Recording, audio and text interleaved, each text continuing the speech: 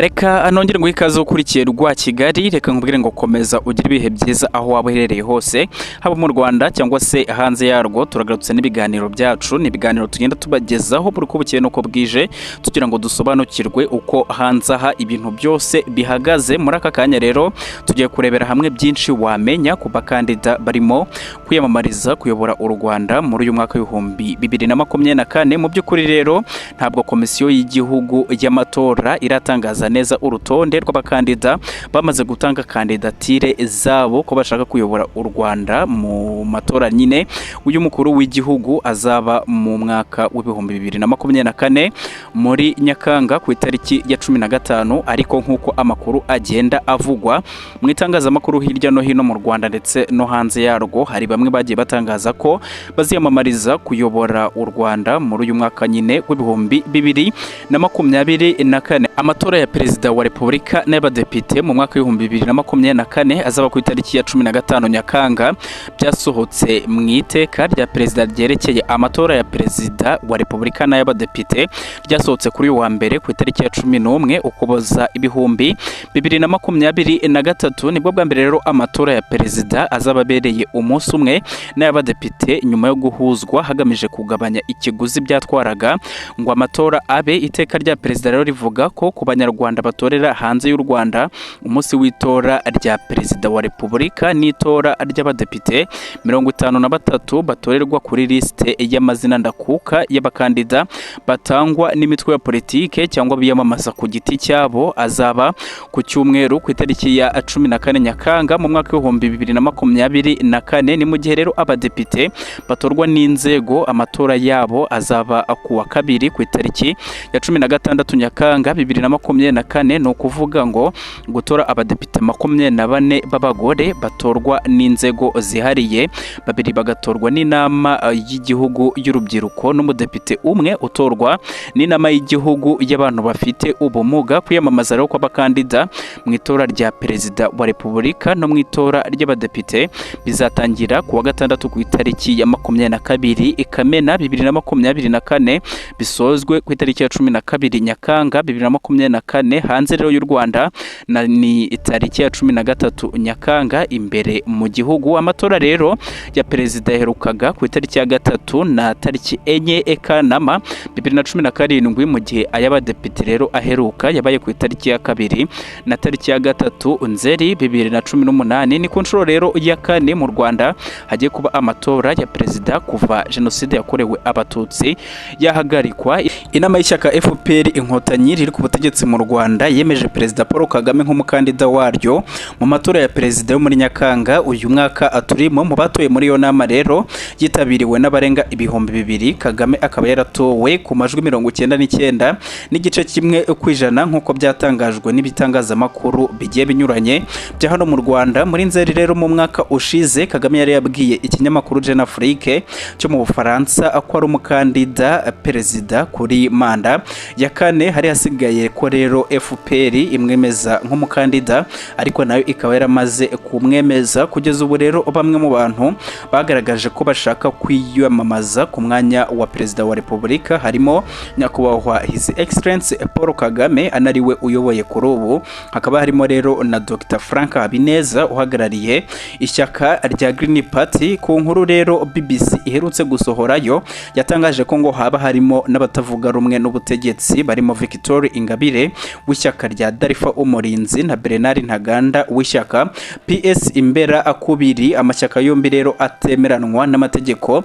y'u Rwanda. Nk'uko rero natangiye mbibabwira, ntabwo komisiyo y'igihugu y'amatora yo irashyira hanze liste ya nyayo ivuga ku bakandida bemewe batanze na kandidatire zabo. Abangaba turi kugarukaho n'abagenda bavugwa mu bitangazamakuru. Mu ijambo ry'iryanyuma rero ryo kwemezwa nk'umukandida, Perezida Paul Kagame yashimye abanyamuryango kumugirira icyizere, ariko anabasaba gutangira gutekereza ku muntu ushobora kuba yamusimbura. Yagize ati rero umuzigo mwambaye kwikorera nawemeye nawikoreye, ariko ndashaka untura uwo muzigo nikoreye. Ati kandi abawuntura bari muri mwe. avuga ku kongera kwemera kwiyamamaza. Kagame yavuze ko umwihariko w'igihugu cyacu w'amateka yacu ndetse n'isi tubamo nayo itoroshye, ngo nicyo gituma areba hirya no hino yarangiza akabyemera, ngo naho ubundi dukwiriye kwishakamo n'abandi. Yavuze ko ngo hakenewe ubwishingizi bw'ibyo twubaka. Ati nubwo nabyemeye kandi ntabwo mfite naho nabihungira, atari ko sinshaka ngo rimwe nzabatungure. Ati kandi ntimuzatekereze ko hari uwo nzabahanga, ahubwo mwebwe muzamwishakemo. Ariko Kagame yavuze ko mu gihe baba bahisemo undi udakwiriye wo kuzamusimbura, ngo bitamubuza kubabwira ko ari kosa bakoze. Yavuze ko rero yifuza kuzasimburwa n'ufite hagati y'imyaka 30 na 49. Muri iyo nama rero FPR yanemeje urutonde rw'abantu 70 bazayihagararira nk'abakandida b'abadepite mu matora ya perezida azabera rimwe nyine na y'abadepite ku itariki ya 15 Nyakanga uyu mwaka turimo w'ibihumbi 2024. Paul Kagame yavutse mu mwaka w'igihumbi 1957, avukira mu karere ka Ruhango mu ntara y'Amajyepfo. Uyu Paul Kagame rero yakuriye mu buhungiro mu gihugu cya Uganda nyuma y'uko iwabo bari bamaze guhunga kubera itotezwa n'akarengane abatutsi bari guhura nabyo. Paul Kagame rero yakuriye muri Uganda, yiga mu ishuri rikuru ry'Amakerere ryisumbuye. Nyuma y'amasomo muri iryo shuri rero yinjiye mu ngabo z'igihugu cya Uganda, maze aba umujyanama wa hafi wa Yoweri Kaguta Museveni. Paul Kagame rero n'abandi bantu batatu baje gushinga ishaka rya FPR mu mwaka w'igihumbi 1980. Iri shyaka rero ryashinzwe nabwo rigamije gukuraho akarengane cyangwa se ihohoterwa ryari riri gukorerwa abanyarwanda nyuma y'uko rero wari uyoboye APR Gisa Fred Rwigema yitabye Imana. Paul Kagame yavuye muri Leta Zunze Ubumwe za Amerika aho yari yaragiye kwiga ibijyanye n'igisirikare. Yaraje rero akomezanya n'ingabo za FPR nk'umuyobozi wazo. We rero nk'umukuru wari uhagarariye ingabo za RPF inkotanyi zitwaga RPA, akaba n'umunyapolitike yatsinze urugamba rwo kubohora igihugu muri Mata 1994. Paul Kagame kandi yabaye umukuru wa Repubulika y'u Rwanda kuva mu mwaka w'ibihumbi 2000. Paul Kagame rero ni perezida wa gatanu wa Repubulika y'u Rwanda kuva mu mwaka w'ibihumbi 2000. Paul Kagame rero yavutse ku itariki ya 23 Ukwakira 1957 mu mujyi wa Ruhango mu ntara y'Amajyepfo mu cyahoze ari komine Etambwe. yari imwe rero muzari zigize prefegiture ya Gitarama. Kagame ndetse n'umuryango we baje guhungira mu gihugu cy'Ubugande mu gihe ivanguramoko ryibasiraga abo mu bwoko bw'umuryango wa Paul Kagame uri mu miryango yatotejwe, maze abasaga 100,000 bavanwa mu byabo bahungira mu bihugu by'abaturanyi mu mwaka w'igihumbi 1959. Kagame rero yavukiye mu muryango amateka yita abatutsi mu majyepfo y'u Rwanda igihe yari afite imyaka 2. Impinduramatwara yo mu Rwanda yarangije ibinyejana byinshi byiganjemo abatutsi. Umuryango rero we wahungiye muri Uganda aho yamaze ubuzima bwe bwose mu myaka y'igihumbi 1980. Kagame akaba yararwanye mu ngabo za Yoweri Kaguta Museveni, aba umusirikare mukuru wa Uganda nyuma y'uko intsinzi ya gisirikare ya Museveni imujyanye muri presidence ya Uganda. Paul Kagame rero yavutse mu bana 6, abakobwa 2 n'abahungu 4.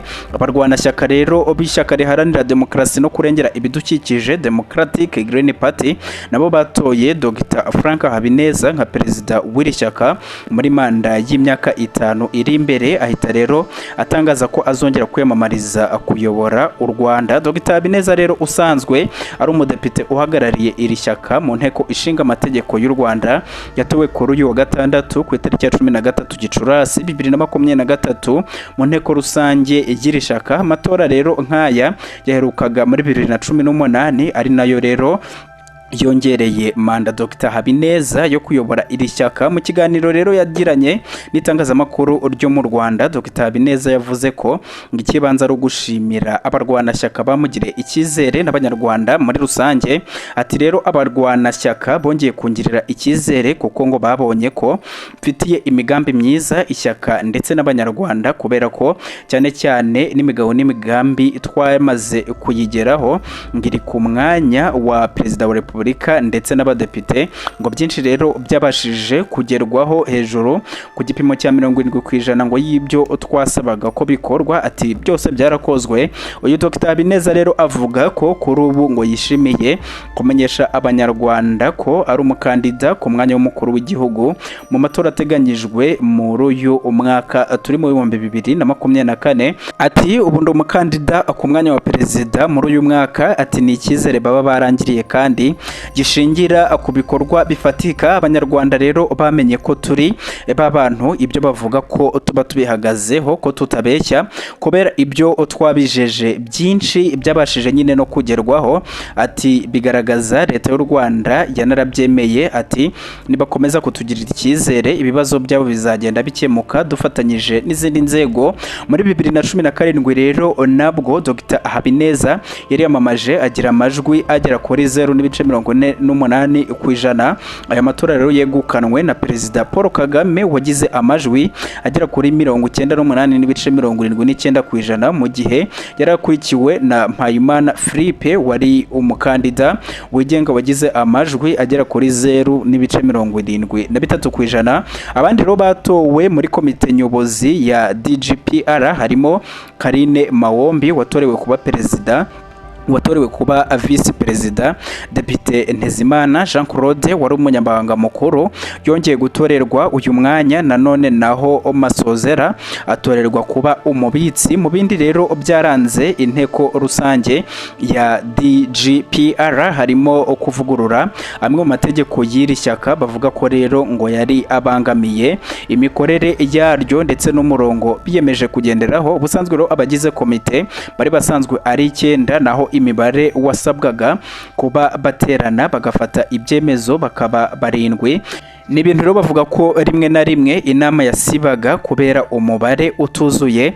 Gusa mu tegeko rishya bemeje ko kuri ubu ngo abagize komite nyobozi bazajya baba ari 5 gusa. Andi mavugurura rero yakozwe na DGDPR najyanye n'itegeko rigenga manda ya komite nyobozi, aho yari imyaka rero 5 yongerwa rimwe gusa, ariko kuri ubu iyo myaka ikaba ishobora kongerwa mu buryo buhoraho. Uyu Frank Habineza rero akaba yaravukiye muri Mityana muri Uganda mu mwaka w'1977. ni umunyapolitiki w'umunyarwanda, ni umwe rero mu bashinze ishyaka rya Green Party, aribera perezida wa mbere kugeza n'ubu, niwe ukiriyoboye. Amashuri ye yize rero yayize muri kaminuza nkuru y'u Rwanda i Butare. Yashinze rero iri shaka rya Green Party muri Kanama 2009. Iri rikaba rero ritavuga rumwe na leta iyobowe na FPR. Benshi rero mu bashinze iri shaka rya Green Party nabahoze mu banyamuryango ba FPR bakaza kuyivamo. Muri Werurwe 2010 rero Habineza yabaye umutumirwa w'icyubahiro muri kaminuza ya Afurika yita ku bidukikije y'Rabat muri Maroc. Iyi nama rero yari iri mu rwego rwo kugira ngo amashyaka aharanira kubungabunga ibidukikije yo muri Afurika ahurize hamwe imbaraga. Ukwezi rero kwakurikiyeho yahise atorerwa kuba perezida wa komite nshingwabikorwa mu ishyirahamwe ry'amashyaka aharanira ibidukikije muri Afurika. Komisiyo y'igihugu rero y'amatora mu Rwanda NEC yatangaje ko guhera ku itariki ya 17 Gicurasi 2024 kugeza ku ya 30 Gicurasi 2024 izatangira kwakira kandidatire z'abifuza guhatana ku mwanya wa perezida ndetse n'abagize inteko ishinga amategeko. Ni byatangajwe na komisiyo y'igihugu y'amatora kuri uyu wa 20 Gashyantare 2024. Yavuze ko mu minsi yavuzwe haruguru ngo aribwo igikorwa cyo kwakira kandidatire ku mwanya w'umukuru w'igihugu n'abifuza kuba abadepite bizakorwa kuva rero ku itariki ya 18 Mata 2024 kugeza ku ya 30 Gicurasi 2024. Uwifuza kuziyamamaza wese mu matora azatangira gushaka abazamushigikira kugira ngo yemererwe kuba nk'umukandida nyine wigenga. Amabwiriza ya NEC rero avuga ko kwakira abakandida bizakorerwa ku cyicaro gikuru cyayo mu minsi y'akazi guhera saa 3 za mu gitondo kugeza saa 11 z'umugoroba ku tariki ya 6 Kamena 2024 rero nibwo komisiyo y'igihugu y'amatora izatangaza urutonde rw'agateganyo rw'abakandida bemewe ku mwanya wa perezida n'abadepite. Urutonde rero ntakuka rw'abazahatana ruzashyirwa hanze ku itariki ya 14 Kamena 2024. Urwo rutonde rero rukaba ruzashyirwa ku rubuga rwa komisiyo y'igihugu y'amatora NEC. Amatora rero ya perezida wa Repubulika n'abadepite muri 2024 azaba ku ya 15 Nyakanga 2024. N'amatora rero akomatanyije byitezwe ko hazakoreshwa ingengo y'imari angana na miliyari zigera kuri 14 z'amafaranga y'u Rwanda. Amatora ya perezida wa Repubulika rero y'u Rwanda yaherukaga muri 2017 yasize Perezida Kagame ayatsinze ku majwi arenga 98%. Perezida Kagame rero aherutse gutangaza ko mu matora y'ibihumbi 2024 azongera kwiyamamaza nk'uko yabisabwe n'abanyarwanda. Depite Dr Frank Habineza rero nawe yamaze kwemeza ko azahatana ku mwanya wa perezida wa Repubulika. Reka ngushimire ubanye natwe mu makuru y'uyu munsi, nkwibutsa ko iyi ari RW-KIGALI aribwo bwa mbere udusuye. Ushobora gukanda subscribe kugira ngo tujye tubana mu makuru agiye atandukanye tugenda tubagezaho. Turabakunda cyane.